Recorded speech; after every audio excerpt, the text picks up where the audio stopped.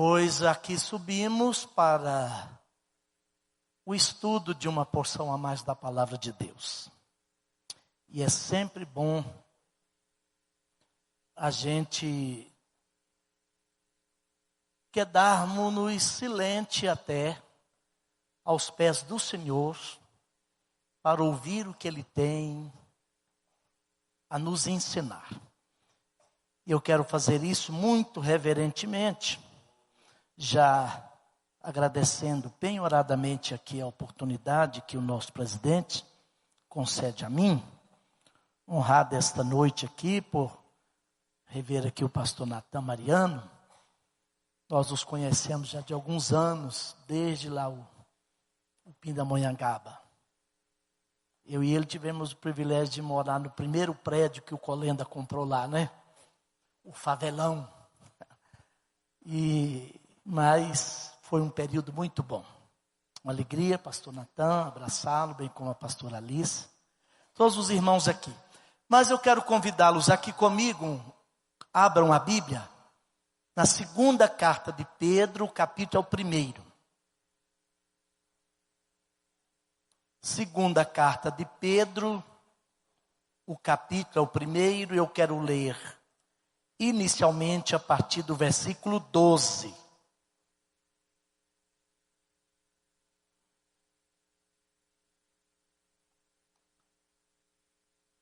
Eu disse primeira ou segunda? Então é segunda de Pedro. Ok, está lá. Pedro dizendo o seguinte: pelo que não deixarei de exortar-vos sempre acerca destas coisas, ainda que bem as saibais, e estejais confirmados na presente verdade. Versículo 19. E temos muito firme a palavra dos profetas, a qual bem fazeis em estar atentos, como a uma luz que alumia em lugar escuro, até que o dia esclareça e a estrela da alva apareça em vossos corações. Sabendo primeiramente isto, que nenhuma profecia da Escritura é de particular interpretação, porque a profecia nunca foi produzida por vontade de homem algum, mas os homens santos de Deus falaram, inspirados pelo Espírito Santo. Amém. Meus irmãos, eu tomo essa palavra para uma breve reflexão, até pelo ensejo de que nós estamos no mês da reforma. Agora no próximo dia 31, completar-se-ão 505 anos de história reformada. E uma das bases, das colunas, dos pilares da reforma, foi a ideia da sola escritura. Aí eu vejo Pedro nessa carta e nesse primeiro capítulo, concitando ao povo de Deus, que é uma carta universal, escrita para a igreja do Senhor daquele tempo, de todos os tempos, a fim de que nós lembrássemos, empenhássemos em guardar o que já recebemos, ou o que já temos. Eu penso que esse é um tempo, em função da data que se aproxima, que deve emular em nós um desejo mais intenso por conhecer o que somos, de onde vimos e para onde estamos indo. A W. Tozer escreveu num dos seus livros: se quisermos saber para onde estamos indo, é preciso saber como chegamos aqui e de onde partimos. São 505 anos de história reformada. E eu me incluo aí nessa história, certamente você também, todos nós aqui. É certo que isso tem implicações. E eu observo, inclusive, nessa palavra introdutória ainda, que o mundo ocidental, em termos de civilização e cultura, nesses últimos 80, 100 anos, talvez 120 anos, está sofrendo eu vou usar uma palavra bem forte, uma absurda descaracterização daquilo que é cristianismo, conforme definido nas Escrituras Sagradas e, de certa forma, em certa medida, também como entendido, explicado, anunciado pelos os reformadores. E eu penso que isso se deu ou se dá em função de que, em alguma medida, por forças diversas, e algumas dessas forças até estranhas ao movimento e à igreja do Senhor, ao reino de Deus, fez com que grande parte da cristandade ocidental se afastasse das Escrituras e deixasse de tomá-la e observá-la como autoritativa, normativa e suficiente para orientarmos-nos pela vida, para nos orientar pela vida, ou através da vida. Eu trouxe um livro, eu já anunciei o livro aqui, pensando inclusive nos nossos filhos.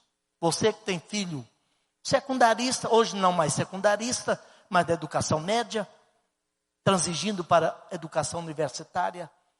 Eu trouxe um livro traduzido do inglês, editado pela nossa Casa Publicadora das Assembleias de Deus, a CPAD, que eu penso ser um livro extremamente necessário para os nossos filhos que estão indo para esse mundo, para esse confronto com a cosmovisão materialista, ateísta, que domina o mundo em função desse afastamento que a cultura ocidental, deliberadamente em algumas nações, e por que não dizer na maioria delas, tomou em relação às Escrituras. O livro é de Jeremiah Johnston. Olha aqui, o inimaginável. O que seria do mundo, ou do nosso mundo, sem o cristianismo? Eu quero tomar esta noite aqui, pastor Ricardo, essa ideia da sola a Escritura, como a fonte maior, partindo do pressuposto da premissa, porque eu sou cristão, evangélico, pentecostal, assembleano, então não tenho dificuldade nenhuma de ouvir alguém chamar-me de fundamentalista, não no sentido comum e pejorativo que o termo é usado hoje, nesse mundo de desconstrução, já de uns anos para cá.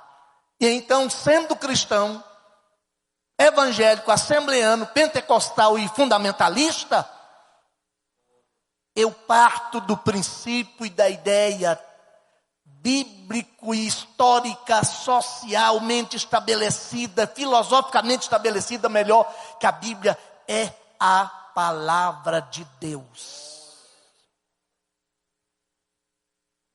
E é palavra de Deus, evidentemente, como nós vamos verificar aqui, tal como vazada da mão do autógrafo original, do escritor original. Porque o autor da Bíblia é Deus, sendo a palavra de Deus, ela é a revelação de Deus. Moisés não foi autor dela, do Pentateuco, nem Paulo autor das suas 13, 14 epístolas, se incluir como o dele aos Hebreus. Ele foi apenas o escritor, que o autor é Deus. E nós vimos aqui, Pedro, pelo Espírito Santo, já avisando a igreja, olha, saiba disso, que nenhuma profecia é de particular. Particular aqui não fala de que eu e você ou qualquer crente não possa ler as Escrituras e interpretá-las sob a luz do Espírito Santo, seguindo regras sensatas da boa gramática e da hermenêutica e da boa exegese para compreender as Escrituras. Não é isso. Como alguns imaginam que só os intelectuais, só os experts, só os que sabem o original poderiam ler a Bíblia, ou então ouvir alguém que seja especialista para interpretá-la por ele. Não é isso não. Está dizendo aqui, nenhum texto da Bíblia pode ser tomado isoladamente, como algo particular, especialmente no que concerne à interpretação. Porque Deus, nas Escrituras e na revelação do seu ser aqui nas páginas das Sagradas Escrituras, trouxe uma cosmovisão ampla. Eu sei que a palavra cosmovisão é um pouco técnica, que quase a gente não usa em nosso meio. Mas é o grande embate ideológico, filosófico do nosso tempo.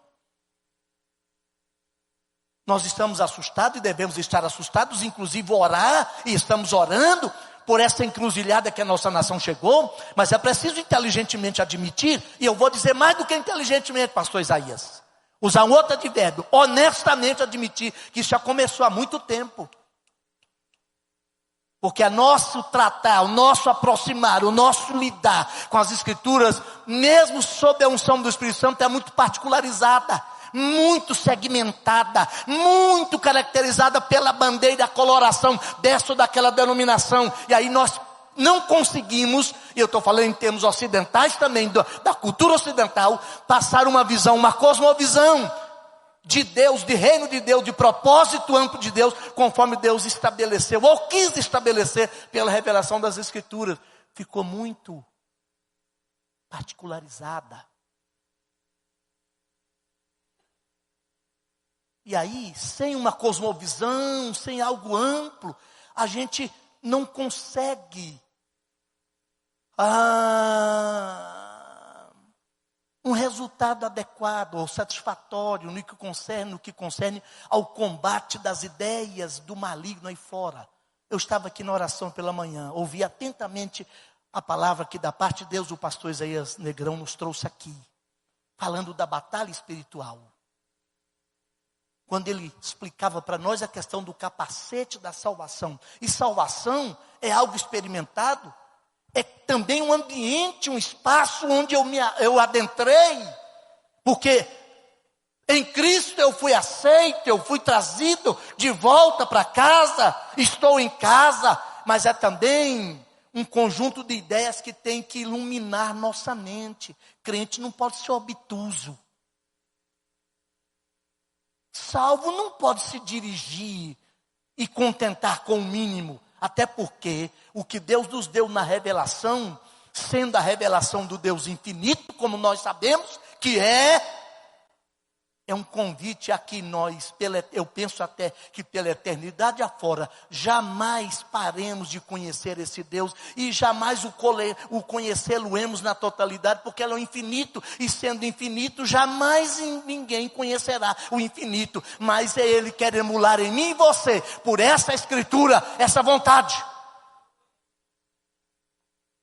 Mas eu vou dizer só para nós aqui esta noite, para ninguém escutar lá fora, senão vai rir da cara da gente. A gente é preguiçoso demais.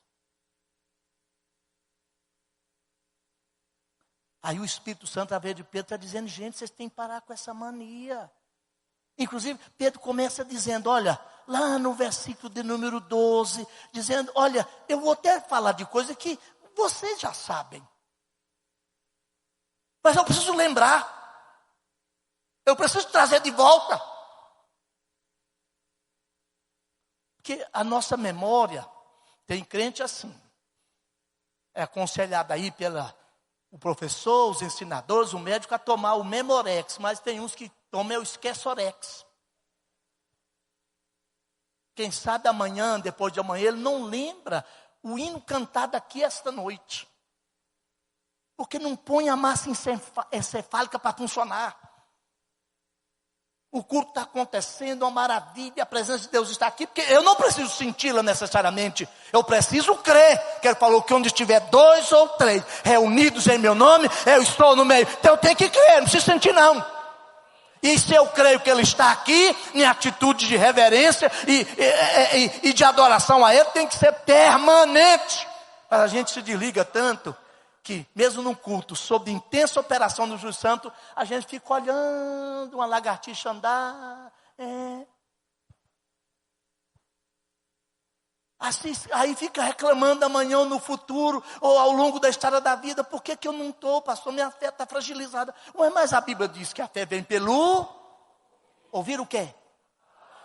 Mas antes da palavra tem um apóstolo, ou uma palavra que explica. A pregação, que a palavra precisa ser interpretada e entendida. Deus só fala para ser entendido, para ser ouvido e entendido. Deus não joga a palavra ao vento. Deus não conta lorota. A palavra de Deus não é miolo de pote. Já viu miolo de pote? Não tem, né? Blá, blá, blá. Futilidades. Trivialidades. E aí, então, observando isso, a gente tem que entender o seguinte, olha aqui. 3 coisas básicas que eu encerro em 15 minutos. É apenas uma reflexão. E eu depois vou deixar um outro livro aqui sobre a Escritura, para quem interessa possa estudar, conhecer. Gente, a Bíblia é de encantar qualquer ser humano. Quando o Espírito Santo encontra no meu coração, no seu coração, em nosso coração, um anelo, uma aptidão pela palavra. Gente, você pode estudar a Bíblia milésimas de vezes. Você nunca vai poder dizer, conheço toda a Bíblia. Não conhece, não. A gente passa por lá 2, 3, 20 vezes no mesmo texto. E tem dia que a gente para lá. Meu Deus, que coisa extraordinária. O horizonte se abre. Sabe por quê? Porque nós lemos aqui no texto que ela é luz. Esse mundo é tenebroso. E Pedro parece pelo Espírito Santo, pelo Espírito Santo usa um adjetivo traduzido por tenebroso e deixa a ideia de que os verbos que estão por trás ali estão falando de que esse mundo está indo paulatina e progressivamente para uma escuridão maior. Mas quem tem as Escrituras deveria estar caminhando para uma iluminação maior.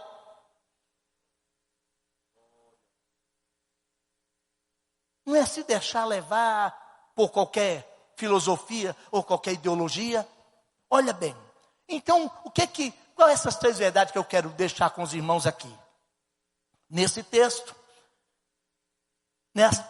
nessa proximidade que estamos vivendo do dia dos 505 anos da Reforma Protestante, a verdade que Pedro, pelo Espírito Santo, está colocando aqui, resgatemos ou valorizemos, eu vou mudar o verbo resgatar, valorizemos a objetividade da palavra de Deus. Meus irmãos, pode ser um engano de minha parte, que às vezes eu sou imbecil também. Aliás, não só também, mais do que os outros, irmão Wagner, às vezes. Tento compreender o Evangelho de uma dimensão mais ampla, da sua perspectiva de amplitude, como a cosmovisão, como eu já disse, e percebo que de um tempo para cá, nós ficamos muito cativos ao subjetivo. O que Pedro está dizendo aqui, cuidado, para que você não tenha uma subjetividade sobre o texto, porque nenhuma profecia é de particular interpretação sua. Ninguém pode pensar assim, não, eu acho que é assim. Vem o outro, não, eu estou achando que a Bíblia não tem achismo. Deixa eu dizer para os senhores, com toda a reverência diante de Deus, a Bíblia só tem uma interpretação. Só uma. Aplicações, ela pode ter várias aplicações do mesmo texto, mas a interpretação é só uma. Deus não quis dizer 2 coisas ou ser dúbio no que ele falou, porque eu já disse que ele falou e se revelou para ser ouvido e ouvido para ser entendido, e eu preciso entender para praticar a palavra de Deus na força e no poder do Espírito Santo, enquanto cristão, enquanto jornadiante da fé. Engraçado. Curioso é que Pedro começa esse capítulo contando a experiência dele lá no Pastor Natan, lá no Monte da Transfiguração. Que experiência fantástica, extraordinária. Eu gostaria de ter tido essa experiência com eles lá. Estava Pedro, Tiago e João, acompanhando Jesus lá no Monte da Transfiguração. Eis que de repente, a Bíblia diz assim, apareceu-lhes. Esse pronome dá a ideia de que foi uma visão que eles tiveram. Pedro, Tiago e João. Apareceu para eles Elias e Moisés, que conversava com Jesus. Pedro reconhece o valor daquela experiência, porque a nossa fé também é experimental, é prática, embora não seja pragmática, mas é prática. A experiência tem seu valor, mas nós não podemos fazer da experiência, por mais fantástica que ela seja, o crivo da verdade, porque Deus já nos deu o crivo da verdade. Está aqui, as Escrituras. A palavra de Deus. Ora, o que eu quero dizer por objetividade? Para que nós consigamos, como igreja, nesse século 21, e aí eu já sugiro o livro que eu ia indicar, escrito por Franz Schaeffer. Pastor Ricardo, pode ser uma ideia errada minha, mas eu penso que a cadeira de Franz Schaeffer está vazia até hoje. Ele escreveu um livro, A Igreja no Século 21. Nós precisamos estudar esse livro. Profético. E junto com esse livro, leio um outro dele, chamado Cidade Sem Pecado. Porque aqui está a tese do humanismo filosófico e até religioso que tomou conta e desconstruiu a visão da importância e relevância das Escrituras na civilização ocidental. Porque o homem aí não admite mais a condição de caído, de perdido, que a espécie humana, sapiens sapiens, é caída. Aí as teorias são bonitas, os projetos são, conquistam especialmente os mais jovens, que estão no período e no momento dos questionamentos, das indagações, e aqueles que ficam adultos, mais adolescentes, e que nunca saem da adolescência, sendo questionador, também fica anos, só que eles não partem da ideia de que esse ser humano que está por trás do projeto é mau. Por isso que nenhum projeto meramente humano logrou êxito neste mundo. Porque quem o faz ou quem o executa tem um quê de malignidade lá. Ele precisa passar pela experiência do novo nascimento, da regeneração, nascer de novo, para que o Espírito Santo de Deus dê a ele a força para ele dominar essa malignidade, essa velha natureza, para de alguma forma acertar em alguns detalhes. Aí Franz Schaeffer diz, se me falha a memória, nesse livro dele, Cidade Sem Pecado, que os milagres, por exemplo, que Deus operou no mundo, desde o Antigo Testamento, no ministério de Jesus, não tinham necessariamente o condão de demonstrar o quanto Deus era poderoso. Mas é para fazer sossegar o nosso coração ferido, que o mundo com o qual sonhamos está a caminho. Está sendo feito. Ele não vai curar todos, mas ele cura alguns agora para dizer, eu tenho para vocês um mundo perfeito amanhã. E os milagres, eu não tenho que provar nada a ninguém. Nessa onda de misticismo, agora nesse momento da política, nessa mentirada é o império da mentira, parece que Deus está, tem gente imaginando que Deus está interessado em marcar audiência e demonstrar poder com o capiroto, com o soldado dele lá, com os carros. Não está não, irmão, Deus não tem interesse nisso não. Nós temos que voltar para uma inteligência, para uma... Porque isso é tudo subjetivo. Conquanto Pedro, pelo Espírito Santo, reconheceu o valor daquela experiência lá no Calvário, ou seja, lá no Monte da Transfiguração, ele diz aqui o seguinte, olha, em que ele pede para os crentes ficarem firmes? Está bem claro o versículo 19, e temos muito firme. O que dá essa firmeza? A palavra dos profetas. A subjetividade tira de nós o solo firme para andar. Porque se a verdade já não é verdade, como os sistemas aí estão propondo, que vivemos o tempo da pós-verdade, cada um tem a verdade conforme lhe apetece, já não tem mais verdade, porque se a verdade não for objetiva e universal, não tem mais verdade. Eu já disse aqui, se disse, repito, se não disse, digo agora. Eu tive uma semana teológica lá na Igreja Central de BH, pastor Paulo César Pereira. Eles me deram um tema complicado. Uma semana toda eu fiquei lá 3 dias, discutindo sobre o seguinte tema: verdades sólidas numa modernidade líquida. Discutindo o filósofo polonês Zygmunt Bauman e qual foi a sua influência nesse processo de desconstrução que está fazendo empalidecer, pelo menos, a cultura cristã ocidental, a civilização cristã ocidental. E um dos debatedores lá, era um professor lá da CPAD, trabalhou sobre essa objetividade da palavra de Deus. Deixa eu dizer, os homens, mesmo os mais ilustres, os homens de Deus, morrem, passam, mas a palavra de Deus é permanente. Quando nós dizemos que as Escrituras é a palavra de Deus, a nossa fonte de verdade, única regra de fé e prática, nós estamos dizendo, escute bem, que a autoridade da verdade não repousa sobre a palavra da autoridade que fala, mas na autoridade da palavra falada. Porque mesmo um Pedro, mesmo um Paulo, especialmente Paulo, tem hora que ele tem que dizer, agora digo eu, não os senhores. Paulo era mais coerente que eu. A gente não pode sentir um arrepio e regalar os olhos e fazer um reteté, que tudo que a gente vê, não, é Deus que está mandando. Não é, para, irmão. Volta para a objetividade da palavra. Sai desse terreno de areia movediça. Venha para a firmeza da rocha inamovível da palavra. Fique a sua casa no solo da verdade. Segunda e penúltima. Quando eu volto às Escrituras, à luz desse texto, nós estamos também afirmando que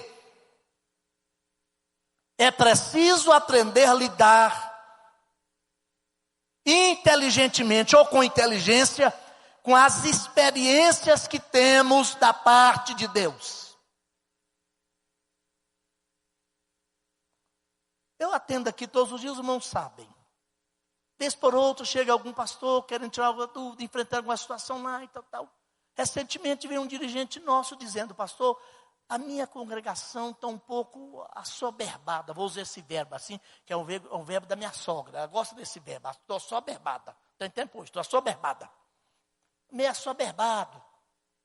Dizendo que chegou lá uma teoria, vindo lá não sei das quantas, de terapia não sei que nome é, e de psique não sei mais que, e germânico no meio, e tal, e que partiu da experiência de alguém, que teve uma experiência extraordinária, e que tal, e transitou lá pelo submundo, e das trevas, e tal, e agora montou uma teoria, e agora tem missionárias da igreja dele, que fez um curso com um especialista e está deixando a Bíblia do lado, porque a experiência... Gente, deixa eu dizer para os senhores, em nome de Jesus Cristo, é as Escrituras que validam a minha experiência, e não a minha experiência que leva a luz para as Escrituras.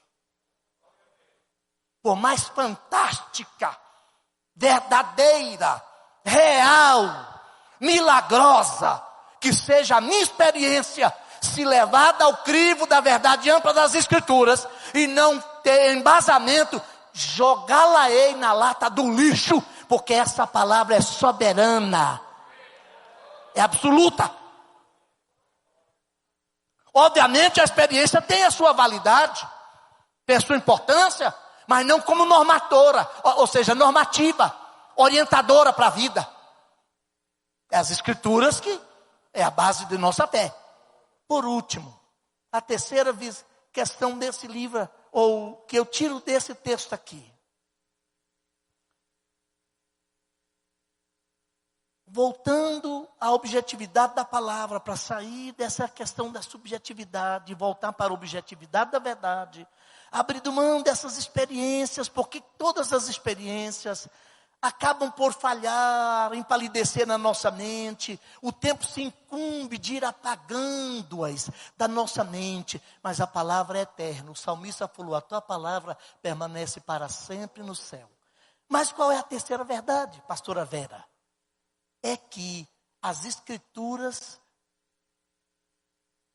devem ser tomadas por mim e por você como uma única luz do nosso caminhar. E eu estou fazendo luz aqui como entendimento, iluminação da mente. Tem muita gente neste nosso mundo, inclusive que esquentam bancos de igreja, que misturou tudo num caldeirão.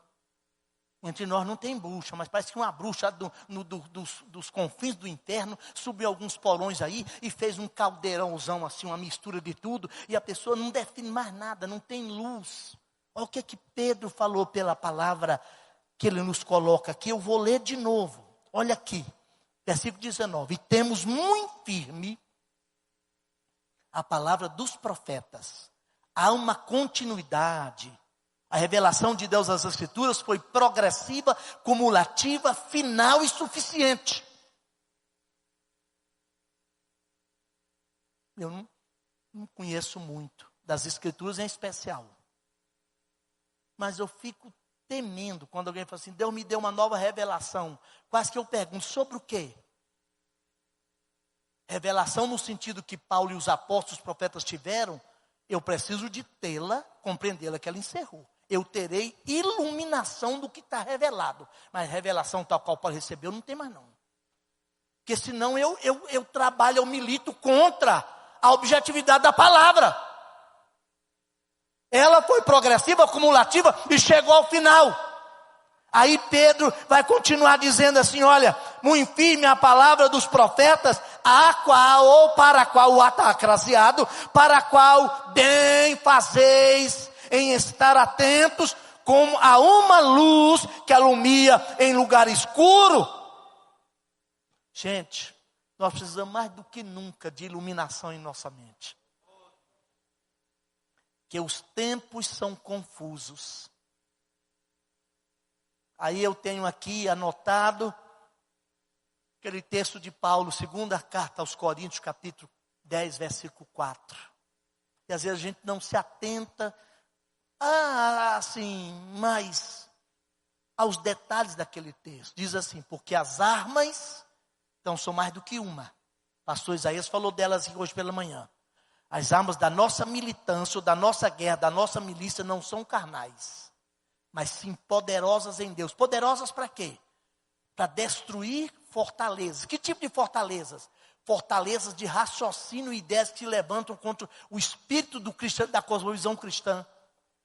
E eu temo, posso ser um temor, vou dizer mais uma vez, imbecil da minha parte. Se Cristo a voltar, nós tenhamos que conviver com uma realidade aqui no mundo ocidental, não necessariamente aqui no Brasil, nem na América Latina, no mundo ocidental, de termos uma estrutura político-social, pastor Jonas, que nos permite funcionar como instituição, mas rirão da nossa cara, quando a nossa ideia e nossos preceitos e valores já não têm impacto nenhum na sociedade lá fora. Talvez seja por isso, certamente seja por isso, que o Espírito Santo, no início da igreja, pastor Majacunde, levou Paulo, fez com que Paulo chegasse primeiro em Atenas, e andasse pela velha Atenas, lá no Areópago, na colina de Marte, para alcançar o núcleo do intelectualismo da época, porque quem perde a batalha no campo das ideias, perdeu em qualquer outra área. E às vezes a gente está um pouco tardio demais, preguiçoso demais, para deixar o Espírito iluminar a nossa mente pela palavra de Deus.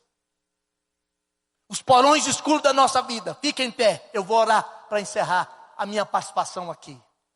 E isso tudo me leva a concluir o seguinte: tendo as Escrituras, nós os cristãos, nós os crentes do Senhor, precisamos, uma vez mais, quem sabe no avivamento que o Espírito Santo vai derramar sobre a igreja nesses últimos dias, a nos empolgar outra vez com as Escrituras e com o fato de sermos cristãos. Eu estava lendo um tempo atrás um texto que citava Richard Dawkins, o maior ateísta desses últimos tempos. Já morreu, já passou, só Deus sabe para onde.